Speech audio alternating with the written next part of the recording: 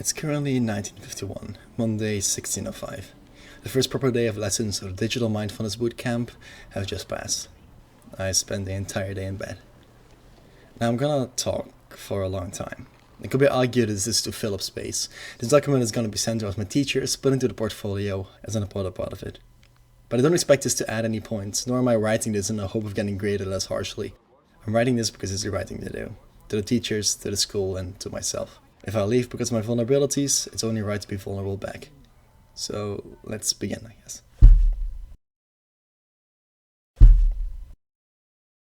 On Tuesday, the 3rd of May, I had a therapy session. In this, the subject of the bootcamp came up. Not only because it'd obviously be a lot more difficult to get it to a therapist's office in Antwerp when located in another country, but also because I was incredibly nervous. Because at the same time, this trip was exactly what I needed, but also what I didn't need. I've talked about my serotonin deficiency to most people, but a long story short, serotonin is the brain chemical that lets you feel long-term happiness. My brain tends to lose it faster than it creates it, causing me to not feel that long-term happiness, and also have a batch of other issues like physical complaints, not dealing with stress, yada yada.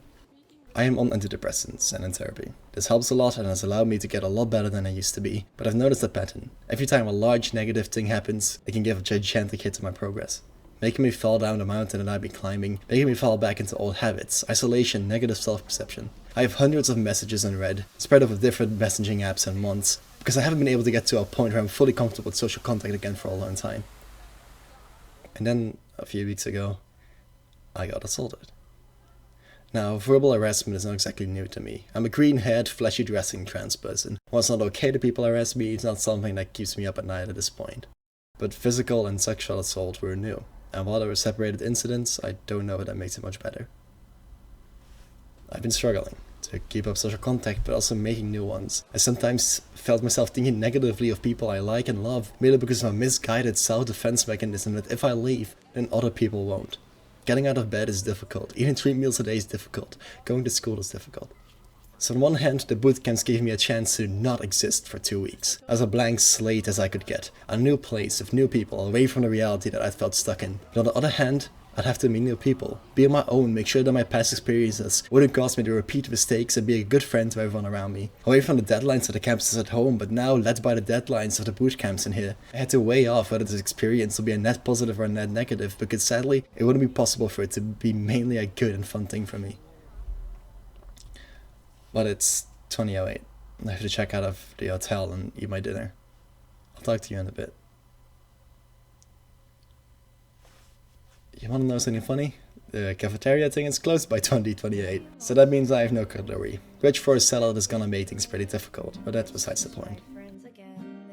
While walking to the tram I have to take to get to the airport, to get to the bus that gets me to home, I've been thinking about what to write. How to write things without them sounding like page filler, with it being clear what my intent was. Among that was the thought of, why would I write a retrospect now, so that I could do a quick and be done with it? To which my answer is a large no, as I do plan on working on my portfolio once I get home. No, I am doing now because traveling home gives you a lot of time to think.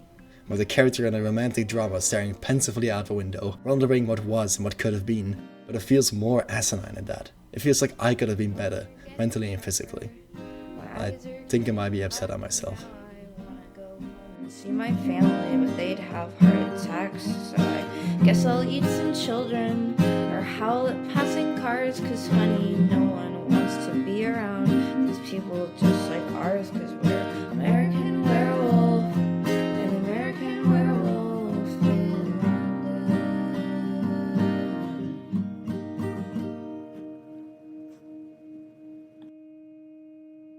I was walking out of the hotel, baggage in hand, and mind, I guess. I encountered M and C.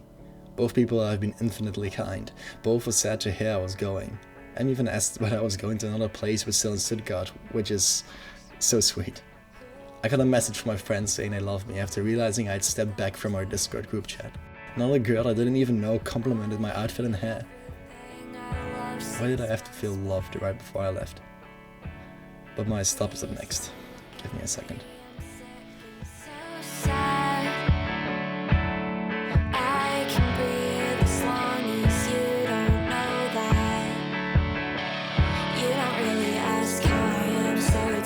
Through transport towards the bus, the X60. It was a beautiful melancholic final goodbye, the stop of the Universitat, the stop at the university where we had our seminars. It was mostly deserted at this point, minus the event thing going on nearby, and I ate a salad with my bare fucking hands. It was a to-go salad with no cutlery, but I had a small 20 minutes and I wasn't gonna eat it on a bus, where I'll also have no cutlery. Point is, I found the most feral way to eat a Thebes dish. If it's any help, I've only used my index and thumb. Nature's chopsticks, or a fool's gambit, you decide. But the X60 is almost here, which, besides being the coolest name for a bus line, is my ticket to the airport.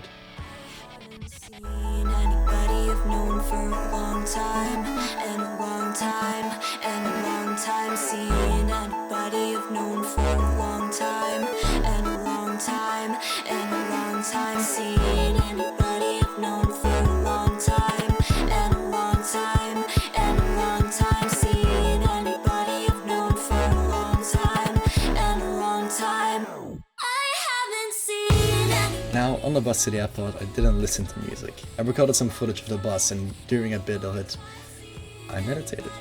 I thought it'd be apt. I looked up the scene that got me into it, and I did.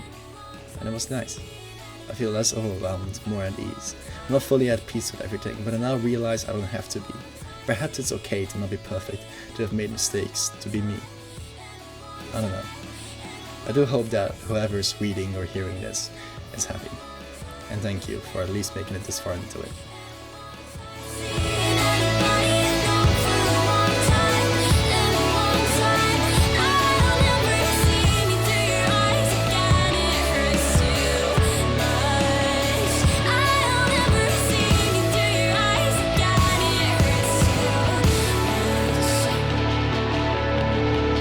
Arriving at the bootcamp was nothing short of garbage. While everyone was friendly, I hadn't realized how much the comfort of living close to my friends had meant until then. Homesickness was quick to kick in, and the following days will be a struggle to ignore the want to jump on the quickest train home. But slowly but surely, I got to know people. I got closer to people I hadn't initially expected to, but I discovered an incredibly warm personality in A and L, the kindness in J and L. A different L. One guy was quick to introduce himself to everyone and make conversation. Then another day I saw him pick up someone else's trash, and I think he's just a good person at heart. I even got to know some people from the other bootcamp. They were also incredibly nice and... I'm sorry, I'm in the bus and tired. Can we talk later? All my fault, I lose grip, wasting all this, so I'm falling apart, cause no one cares for me. It's currently 10:27, Tuesday, 17th of May. My throat feels like it underwent 50 kilograms of tobacco, and genuinely I feel tired in this exasperated way of where sleep sounds tiring and everything feels tiring and stuff. I'm home now, and I feel like I should answer my messages. It's 18:09. I realized I've been postponing writing this, so let's rip the band-aid off. There was a pub crawl. I got invited at the boot camp. At the boot camp there was a pub crawl. I got invited to join someone's group, and I got to hang out the entire night with some wonderful people. I felt witty and smart and wanted, and for the first time, the city that felt blank for the longest time felt like home. I don't remember when I got to my room. I just remember being happy and content. I felt invincible. But the next evening wasn't a repeat of that. Nor the evening after, nor the one after. I'm not talking about going out and getting drunk and partying. I don't care about that. I thought I had a group. People that would invite me to hang out. People that would miss me after this thing was over, but I didn't. And apparently that's just a cultural differences. Sometimes encountering one of the people would spark a warm and lovely conversation. Sometimes they would barely seem to see me. And hey, culture is culture, and I don't hold it against any of the people, but it didn't mean I didn't feel lonely again. Slowly I got closer to the group I came with, and slowly I felt more and more like home. To the point of, hey, they might stick around in my life after this trip is over. After this trip is over. I waved them goodbye. Week 1 was done, all but one other person didn't have the second boot camp. Me and him talked all the way back, and it was really nice. But then he sadly had to go home unexpectedly. And suddenly I was alone. My body had already been suffering throughout the week. Stress is something that will quickly manifest physically for me, and trying to get to know people in such a time span did its number. Being alone, realizing how far I was from home and anyone I was close with. The day the new people arrived, I panicked. I was too anxious to go to the city tour. I got too anxious to order at the restaurant, and I sat outside with the sparkling water for who knows how long. I wanted to try, at least give every day my all, but anxiousness developed into feeling sick and light in my limbs. I hadn't even eaten lunch yet from how fucked my body felt and irregular my sleep was, and my appetite was gone. I felt awkward and self-conscious, and now I'm writing this out in my dorm. I still feel sickly. I still feel upset at myself for not being the peer I wanted to be to the people there. Not being the student I wanted to be to the amazing teachers there. But I'm glad I went, in a weird way. Even though I feel a bit back at square one, even though I feel like it could have been better. Maybe it was just enough to be me.